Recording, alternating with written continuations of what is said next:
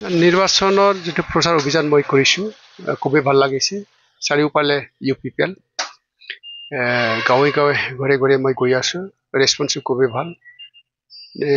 সেই ৰেছপন্সটো দেখি পেলাই মই বনগাঁও সমষ্টিত UPPLৰ প্ৰাৰ্থী হিচাপে মই জিকাটো খাটাং। বনগাঁও সমষ্টিত আমাৰ চিফ প্ৰমোদ বড়ো ছাৰে প্ৰচাৰ কৰিব কেইদিনমান পিছত। এই যেতিয়া আৰু আমাৰ CM আহিব আৰু তেতিয়া আৰু বেছিকৈ মানে জোৰদাৰভাৱে এটা জাগৰণ হ'ব বুলি মই ভাবোঁ। এনেও বনগাঁৱত ইণ্টাৰনেলি খুবেই ভাল। ইয়াত BJPৰ কেণ্ডিডেট আছে, নাংগলৰ কেণ্ডিডেট আছে, কংগ্ৰেছৰ কেণ্ডিডেট আছে, টোটেল 6জন আছে মোক লৈ পেলাই। কিন্তু যিমানখিনি কেণ্ডিডেট আছে ইমান কিবা নাই, ভয় কৰাৰ কোনো মানে কাৰণ নাই।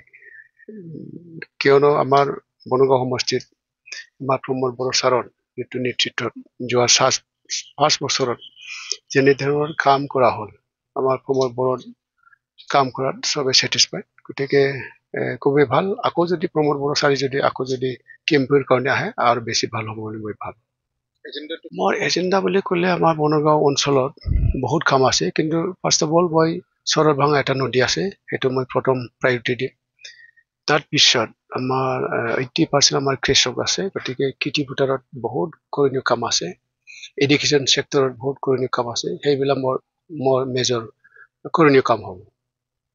ফাৰ্ষ্ট অফ অল মই আমাৰ চৰল ভাঙা নদীটো প্ৰটেকশ্যনৰ কাৰণে মই কাম কৰিম। ছেকেণ্ডলি মই খেতি পথাৰৰ কাম কৰিম। থাৰ্ড মানে শিক্ষাৰ কাৰণে মই কাম কৰিম। কাৰণ হিউমেন ৰিচোৰ্চ আমি গঠন কৰাটো খুবেই প্ৰয়োজন বুলি মই ভাবোঁ।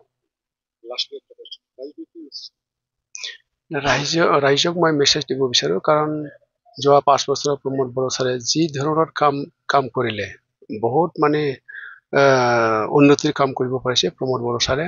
ইয়াৰ শান্তিটো নাম্বাৰ 1, শান্তিৰ লগতে বিভিন্ন জনগোষ্ঠীৰ কাৰণে সম অধিকাৰ সমমৰ্যাদা দিয়াৰ ক্ষেত্ৰত বহুত গুৰুত্ব লৈছে। গতিকে প্ৰমোদ বড়ো ছাৰে আকৌ মানে 5 বছৰৰ প্ৰয়োজন হ'ব।